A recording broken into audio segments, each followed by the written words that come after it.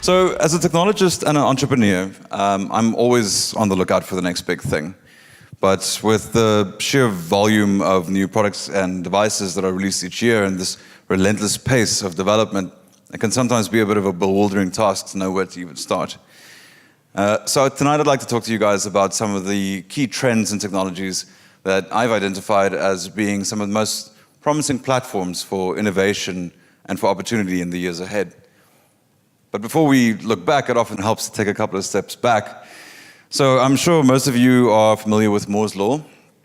It's quite basically the doubling of transistors on an integrated circuit on a yearly basis. And this generally leads to the exponential miniaturization of computational instruments, which has led to this sort of symphony of innovation that we see today.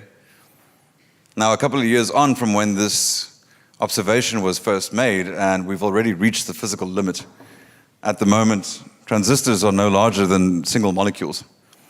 But it's really only half the story. It's with major advances in both hardware and software that has sort of unlocked the doors for us to be able to take our existing hardware components and fuse them together and remix them to create entirely new devices. So if the history of technology over the last couple of decades have taught us anything, is that tech, as far as possible, will always strive towards synthesis. If you think about all the devices that has been replaced by your mobile phone. Now, single-function devices are inherently inefficient. They take up unnecessary time and space and resources. Even single-function devices like a refrigerator can now play you music or organize your day. These sort of developments can be seen in no better place than in the recent advances made in display technology. So think about all the things that your mobile phone can do. They really are our windows to the world. It's just a pity that the window itself is really so small. Luckily for us, the devices that are going to be changing the way that we interact with our digital worlds and enabling us to do and see so much more than we're ever able to imagine previously are already on the scene.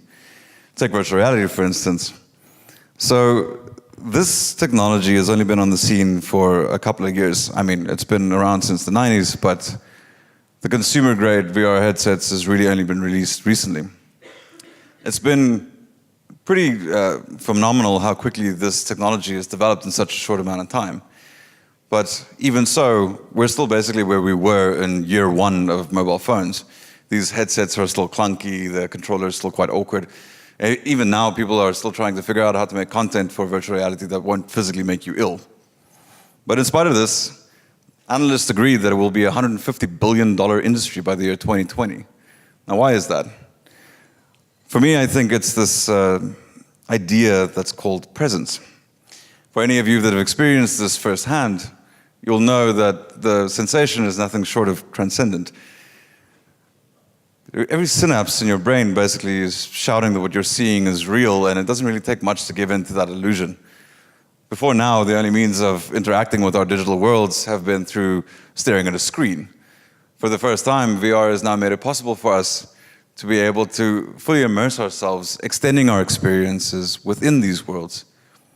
It had therefore broken down the boundaries of every medium that preceded it by making three-dimensional space the medium itself.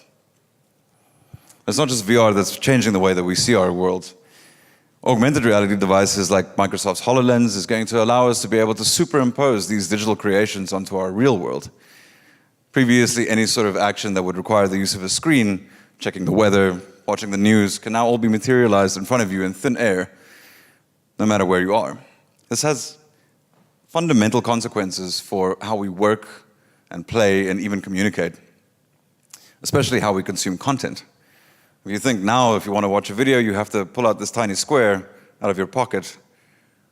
But instead, you'll be able to summon these interfaces at will in a way that adheres to the space that you occupy rather than the other way around. Imagine, for instance, pinning a 70-inch screen to your bedroom wall by the flick of your fingers to watch the game. Or in fact, why even bother with a 70-inch screen if you could just transport yourself right onto the field to watch the game from the sidelines? Even though you'll probably look like a bit of a nerd doing it. The thing to keep in mind is that these technologies are still in the very early stages of development. Soon enough, I imagine that there will be form factors for these devices that will be no more intrusive than a pair of reading glasses, and likely soon after that, contact lenses. When that time comes, the mainstream adoption of this sort of technology isn't just probable, it's inevitable.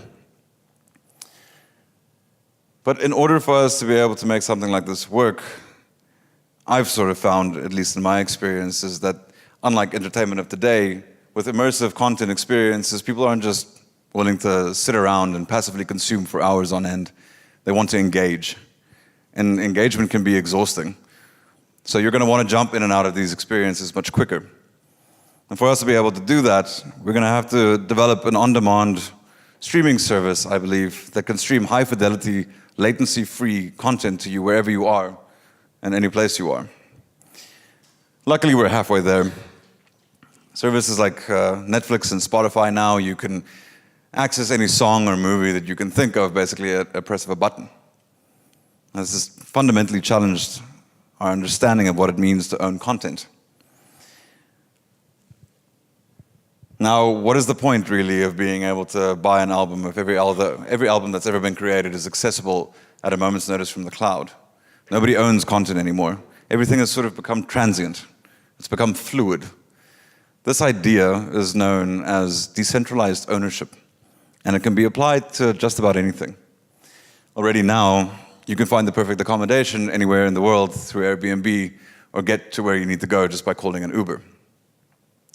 Taken to the extreme, you'll never have to own a car or buy a house again.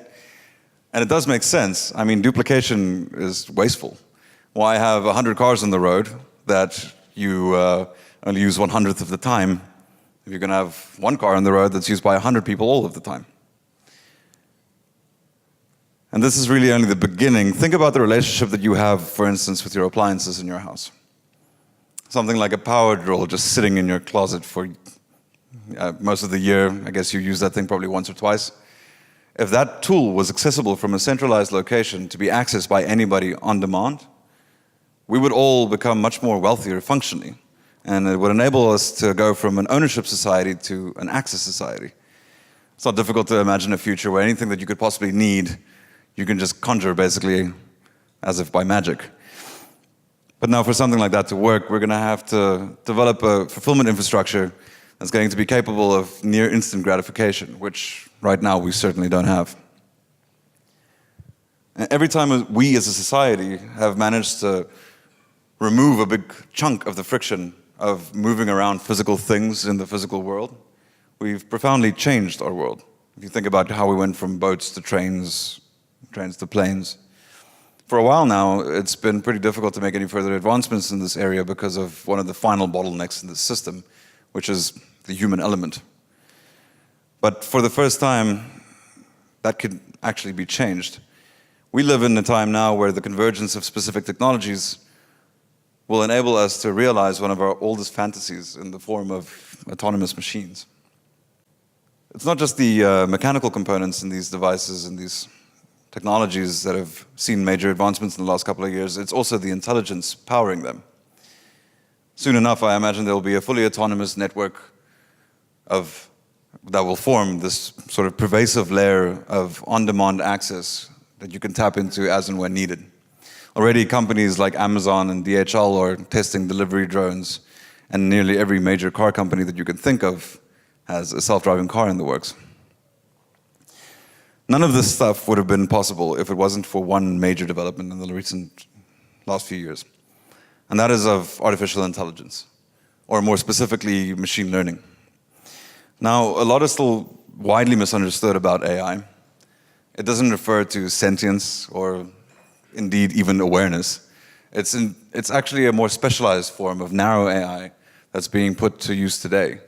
It's a way for us to sort of give our machines the smarts to make better sense of their tasks, allowing them to learn from their mistakes and making incremental adjustments to their approach as they go along. A better way of understanding this is through something like a digital assistant. Every one of you sitting here with a smartphone in your pocket has access to one. You can ask it for the time as easily as the person sitting next to you. Now with services like Siri, Google Assistant, Cortana, Alexa, every major tech company right now is betting really big on the future of this software, and more specifically of the use of these devices in the home with devices like Amazon's Echo and Google Home. When applied machine learning to these sort of devices, it physically can become better at understanding you every time you interact with it.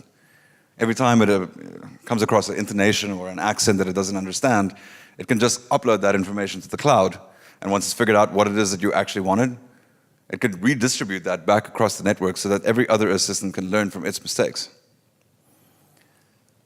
So right now, you can ask your Siri or your Google Assistant to do some pretty basic stuff. It can send an email for you, or maybe make a phone call. But this is really just the beginning of these abilities. With the open source nature of this sort of technology, allowing developers to add toward it, building more skills so that you can do more things, that's really where the power lies. Recently, they've released skills for stuff like being able to call an Uber or maybe order a pizza. Soon enough, you'll be able to make restaurant bookings or buy movie tickets simply by asking. And with the integration of internet services in your house, internet-enabled appliances in your house, the possibilities here are relatively endless. Imagine being able to ask Siri to check with the fridge if you need to buy milk on the way home. The key ingredient to all of this, of course, is the abundance of data. And data is our raw material of the digital age. Much like stone and iron and coal and years before it, it's what drives our industries. It's what quantifies our world. And it could really be found in absolutely anything. From the moment you come online, in fact, you produce a multitude of data points. Every action that you take, every blog that you read, every comment that you make on social media, everything that you've ever shown an interest in. This has always been the case, but until very recently, people have been pretty bad at making sense of all this raw information.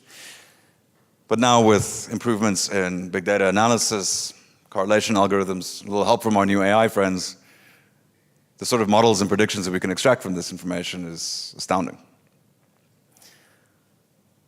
Back in the day, it was pretty difficult to get online, but now almost every device that I own is connected to the internet. It permeates every second of my day, from the moment that I wake up to the time I go to bed, and even after that. Now, it's not just my online browsing behaviors that get tracked. It's my smartwatch tracking my run, or my game console knowing my play habits, or my TV, what sort of movies I like to watch. And soon enough, nearly every device that you own is going to be connected to the internet. It will be in your shoes, in your glasses, in your car, even in your front door. And the kind of information that you'll be able to extract, that volume of data that you'll be producing, is going to change the world in some pretty surprising ways. Now, I know all this kind of seems a little bit 1984 to some of you, and rightfully so. There's a lot of companies out there that's going to pay a lot of money for this kind of information. But if you think about how data has improved your own lives, now Google Maps can tell you how to avoid traffic congestion. You can get better analytics on improving your workouts or your sleeping habits, content recommendations for your online shopping or discovery of new music. The way this is going is that these services are going to become ever more personalized, soon enough being able to know what you need before you could even think to ask. And that's just on a personal level. On a global scale, if you look at what the advent of big data analysis is going to enable us to do, it could revolutionize our medical industries. It can reduce famine across the world by improving agriculture, or living conditions in cities by better urban planning. The one way I foresee this data-driven world of ours really making an immediate impact, at least for me as a marketer, is through the idea of gamification. Now, human beings has this sort of biological imperative to play. It's an In fact, actually something that a lot of species have, it's using games to build social bonds or learning new skills.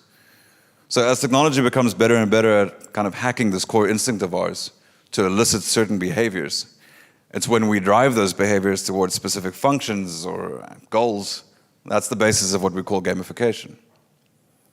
I don't really have to explain why this could be a powerful tool for a marketer.